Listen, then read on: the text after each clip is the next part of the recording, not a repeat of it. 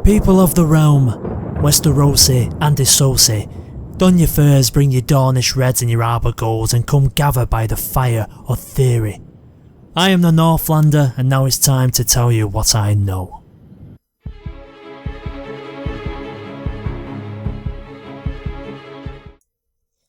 In the final episode of Season 5 of HBO's Game of Thrones, Jon Snow dies.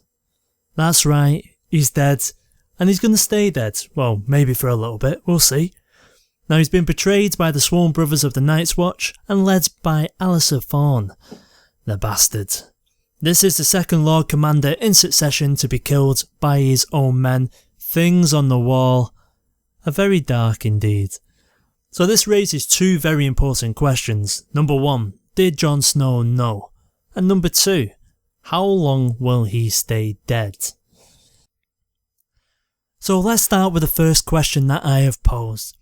Did Jon Snow, the new commander of the Night's Watch, through his own actions, know that he was putting his safety, the future of the Watch, and potentially the future and safety of the realm in peril?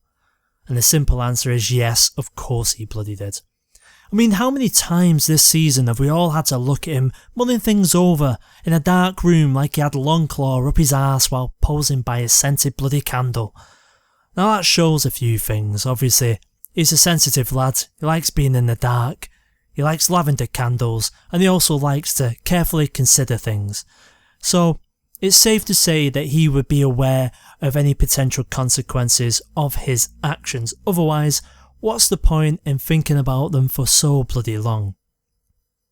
Now, you may very well turn around and you might say to me, you know nothing, Northlander. And you know what? You might very well be right. So why don't you all just turn around, pat yourself on the back, and take off that stupid ginger wig before Samwell Tarly sees you're a girl and wants to bore you to death or lie on top of you? The option's yours. Let's agree on a simple truth though. Jon was a virgin. Not only with the women folk, but with life outside the safety of the walls of Winterfell. Now note the emphasis is on was, not only because he's dead and no longer possesses a pulse, a heartbeat or a throbbing member. I mean that it's clear that he's grown over his time at the Watch. Not his member, his knowledge. Well, his member maybe, I don't know. He's a Northman. So he has shagged the wildling as well as grow his knowledge. And that's where he really lost the respect of the rest of the Watch.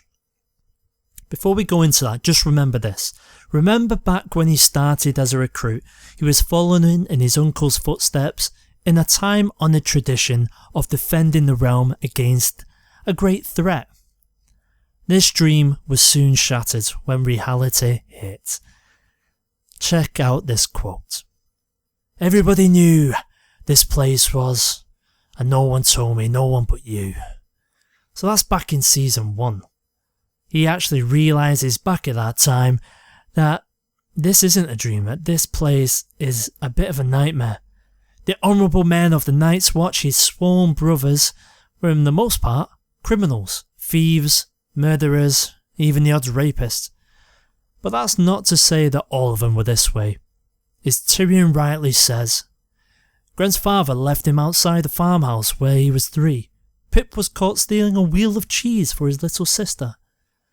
Oh, there we go. Whoop-de-doo. And obviously there were many 3rd, 4th, 5th borns as well sent to the wall.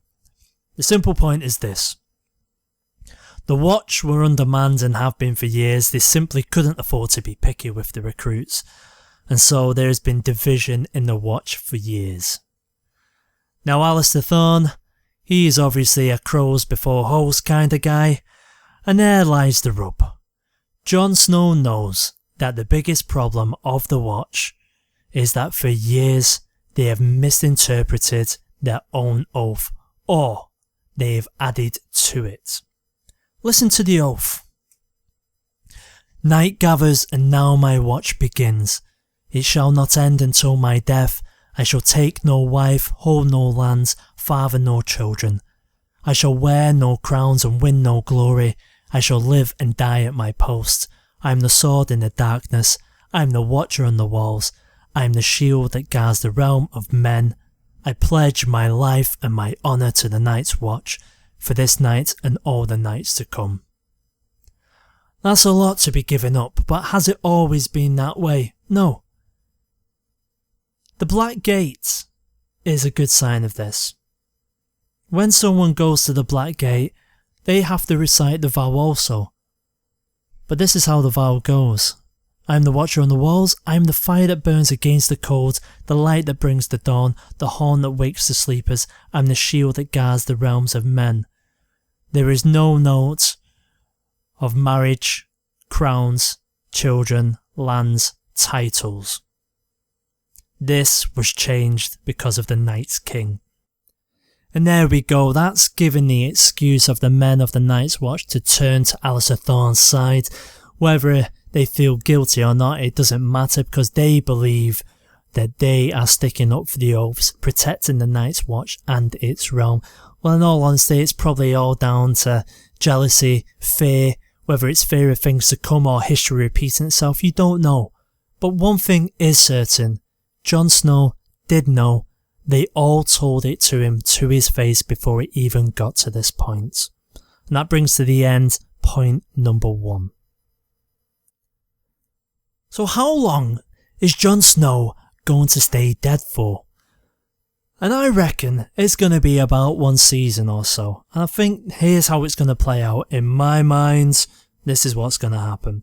Jon Snow's body is dead. It's going to be entombed within the wall, within an ice cell. His consciousness is going to go into Ghost, because where the fuck was Ghost? Ghost can go ahead and he can protect Samwell Tarly, but he can't turn up when Jon Snow needs him. Go figure.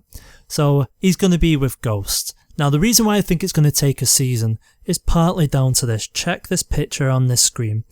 So here we see Jon, Melisandre and Davos. Now Melisandre turns up at a very convenient time. Go figure. It's convenient she turns up on one of the only horses after they all say that the mercenaries took all the horses as well. Makes it seem like all this was planned in the fires, don't you think? But it's important that you notice on this, Davos is holding her back. Now I think Davos is going to be a very changed man. The things that happened towards the end of last season has affected him deeply, and he's going to go off on his own journey very soon. Now that's something for another video. Needless to say, we're going to see confliction between these two characters about what to do with Jon's body. Melisandre's going to want to raise him from the dead, much as Thoros of Myr did with Beric Dondarrion, whereas Davos is going to say, no, this is ungodly, we cannot do this, let's hold back a bit. Of course, Melisandre will probably win when Davos goes off, but that's my prediction for that, so I think about a season is gonna be where we're at. So that's it for the first video of this channel. Hopefully you've all enjoyed it. You don't have to agree with what I'm saying. After all, you know nothing and neither do I. I'm the Northlander. See you in the next one.